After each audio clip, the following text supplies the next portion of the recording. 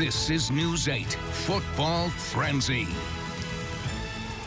Well, hello there. We're back for another season of high school football. If you like a wide variety of highlights, this is the show for you. If you like fast-paced and action-packed, you've come to the right place. I'm Jack Doles, that's Seth Wells, Larry Figursky. This is the Football Frenzy. Stadium's open to full capacity for the first time in 2 seasons, and tonight on the Football Frenzy, we've got highlights from 22 games on opening night. Yes, week 1 featuring a number of East-West state matchups will begin this season by spotlighting 3 of those.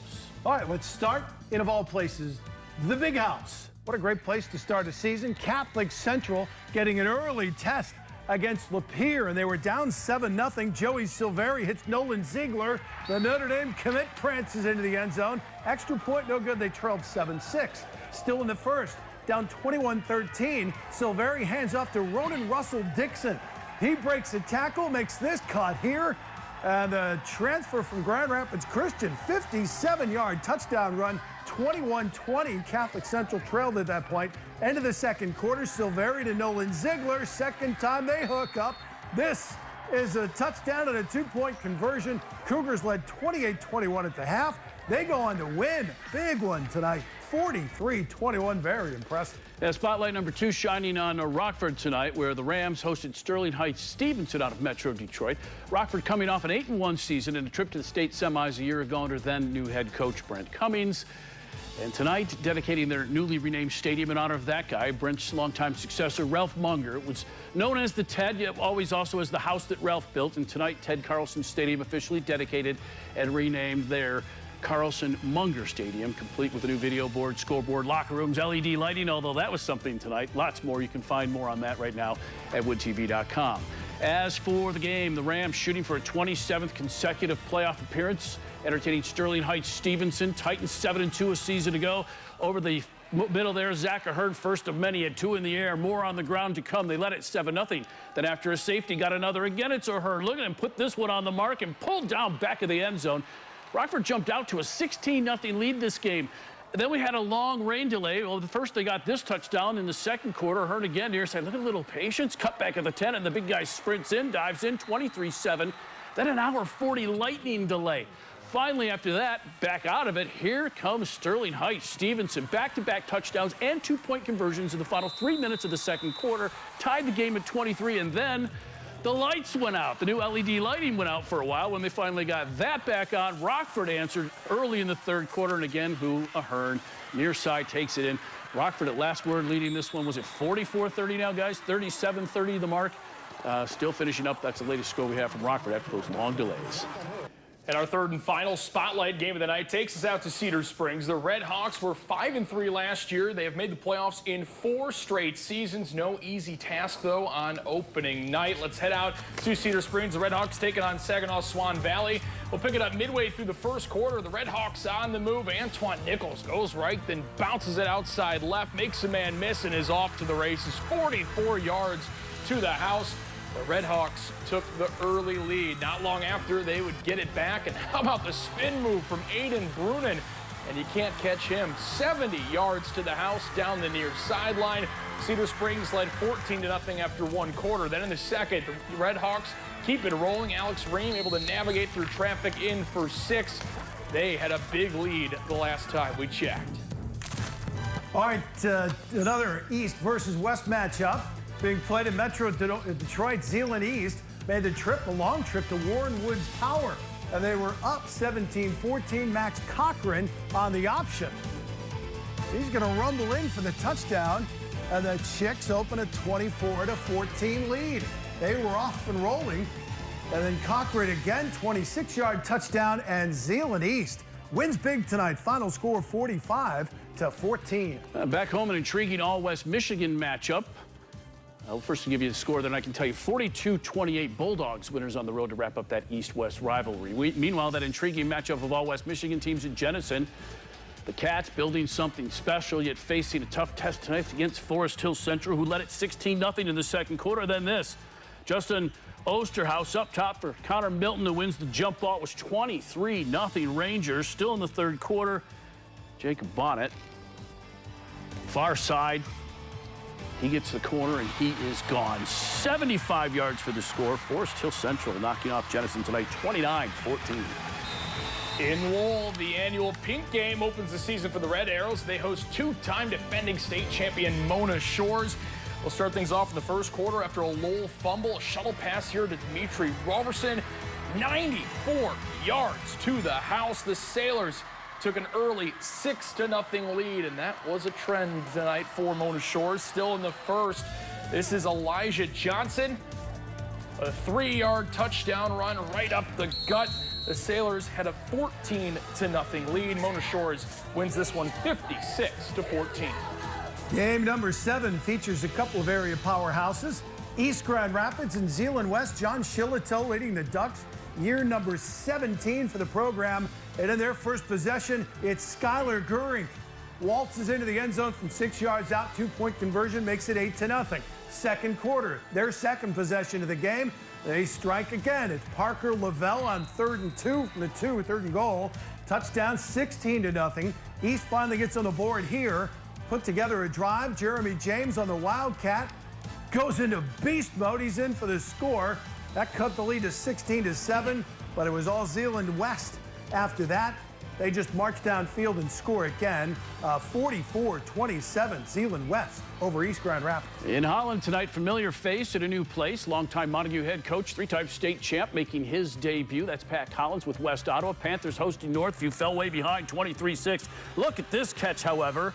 Evan Janetsky with a nice grab, taken deep into territory. However, Northview's defense dominant most of the night. Cats got up to that big lead, and then the sack here defensively. Northview, over West Ottawa tonight, 23-13. Over in Grand Haven, the Bucks hosting Reeth's Puffer. Two teams looking to bounce back after a rough 2020 season. First half, Bucks up 8-0. Owen Worthington right up the gut. His second score of the evening, 16-0 Grand Haven at half. In the fourth quarter, still 16-0. Opening minute of the fourth, Jaron Vandenberg puts the Rockets on the board. 2-point conversion was good. Grand Haven, the winner, 16-8. Another coaching debut in the OK Red tonight. Caledonia made the trip to Holt. The Scots playing their first game under Derek Pennington, and it went really well. Quarterback keeper up the middle. Holt's got no shot. He's gone for the touchdown. Caledonia rolling early, and they'd roll all night long. One more time, Caledonia with the touchdown, and they win big in this one. I believe it was 40-14. Great start for Derek Pennington's Caledonia Scots. A pair of teams who bounced back from tough seasons a year ago, squaring off at Forest Hills Eastern. Hawks hosting the Falcons of West Catholic. Falcons already up 23-zip. That's Tim Kolska. Takes the handoff, cuts up the middle, finds a lot of room, and takes it. He is gone for the score. It was 30-0 West Catholic. And then Kolska again. And this time it's a little sweep coming your way. Nice cut back inside there, then cuts it back against the grain and cuts it back against the third time and gets wide of the near side and waltzes in. Very pretty run there. West Catholic at last word leading Forest Hills Northern, but we haven't had a final score yet, unfortunately. Over to Wyoming now. The Wolves hosting the Huskies of Forest Hills Northern. Carlton Brewster's debut as head coach for Wyoming in the first quarter. No score until Forest Hills Northern. Kurt Andrews bounces it outside, a 50-yard touchdown run. Huskies led 7-0. It was now 9-0 when Travis Myers finds Luke Silvernail. That is a 39-yard touchdown pass. Forest Hills Northern goes on to win this one big.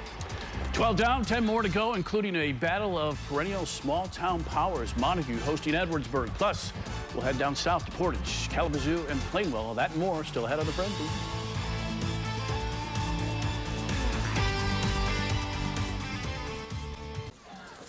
Welcome back to the Football Frenzy. We start the second half up on the Lakeshore. Montague and Edwardsburg. This is a great opening night matchup.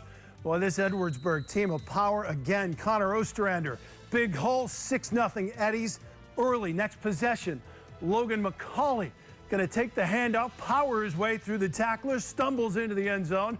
14-0 after the 2-point conversion. And then the third quarter, more of the same, and it's McCauley again. This time going to power his way over the goal line. Edwardsburg up 31-0. The Eddies win big over Montague, 38-zip. The Smack jumping right into conference play tonight. Huskies of Portage Northern playing host to the Bearcats of Battle Creek Central, and it was the Cats who jumped out early here. Gary Young takes the handoff, goes 25 yards to the far sidelines and gets it. Extra point failed, but it was a 6-0 lead for Battle Creek Central. Second quarter, it's the Bearcats again. Adon Rosario, 15-yard run here. He gets it around the right side. Again, PA failed, but it was 12-0 Cats. Portage Northern did get on the board here before the half. Xavier Tyus, 6-yard TD run, but not enough. Battle Creek Central knocking off Portage Northern tonight, 12-6. Over to Kalamazoo Central we go. The Maroon Giants hoping to bounce back after a 2-5 season a year ago. They hosted Mount Pleasant tonight. Will pick it up around the 4-minute mark in the third quarter. The Oilers up 14-6. K Central 3rd and 1 at their own 34, and Andre Tarver gone 66 yards down the near sideline for the touchdown. 2-point try, no good. 14-12. Mount Pleasant on ensuing kickoff. This is Corey Davis. And he would take this one 75 yards down to the Kalamazoo Central 15-yard line. What a return this was for the Oilers. They wanted a horse collar tackle penalty here at the end as well, but they wouldn't get it. The Maroons defense would stiffen up and stall them inside the 10-yard line, but Mount Pleasant goes on to win this one 28-12. Let's keep it in the zoo. Delton Kellogg at Lloyd Norrix. Good opening night game here. Lloyd Norrix had a 22-14 lead in the third. Panthers find an opening. Seth Collard takes the handoff, goes 10 yards, and the Panthers within 2 at 22-20. Night's not done, though. Check out this catch. Quarterback Tyler Roberts downfield. Kevin Roberts fingertip grab, taken down inside the 5-yard line. Next play, Roberts going to keep it himself, finds a gap, eventually into the end zone. But Delton Kellogg holds on and wins. Final score 34-30. Conference play for 8 of the 9 teams in the Wolverine B, including the 72nd meeting between neighborhood rivals Plainwell and Otsego tonight.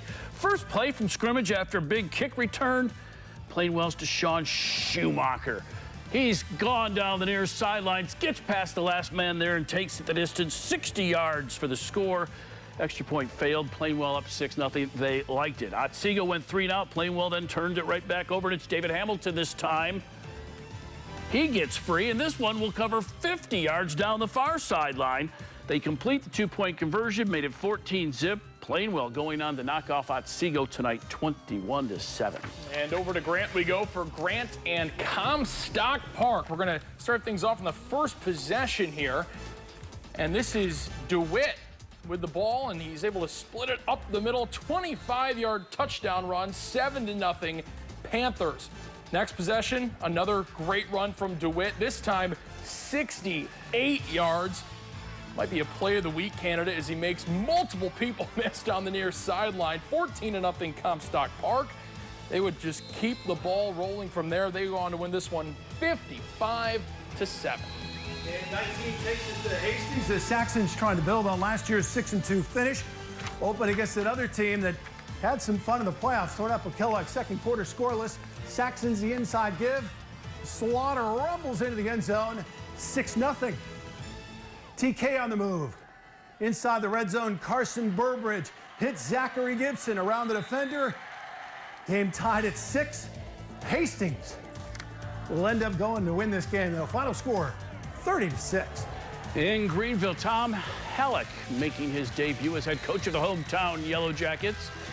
Allendale Falcons in town, and Greenville led it 7-6, but this is Allendale's Kyle Rosser, 25-yard field goal, and that's good. Allendale led it 7-6. Yellow Jackets trying to answer back. Alan Fox throws one up. Jagger Faisal comes down with it. That's a pretty play. Not enough tonight. Allendale going on to knock Greenville off in Tom's debut, 23-7. After sitting out 2020, the Squires from Calvin Christian are back in business. They kicked off the new season at home against St. Louis. First quarter, this is St. Louis running back Rafael Orta-Vasquez spins his way in for the score. St. Louis was up 14-0. The Squires bounce back, though. This is James Daniels getting around the edge and tapping the turbo button as he heads in for 6. The Squires would convert the two-point conversion as well, but it wouldn't be enough. St. Louis goes on to win this one 49-30. Final game of the night, Stevensville Lakeshore hosting Portage Central. Danny Thompson making his head coaching debut for the Lancers. How about this run? Frank Roseman gets the handoff. He's going to go 74 yards. Two-point conversion will put the Mustangs up 22-14. But then on the kickoff, Cage Davison, he's got it. He's going to return that 86 yards for the touchdown, and the Lancers come back and win it. Final score 26-22. All right, that's highlights of 22 games. I think that, my math, I think is right. We're going to have some Little League World Series highlights coming up right after this break.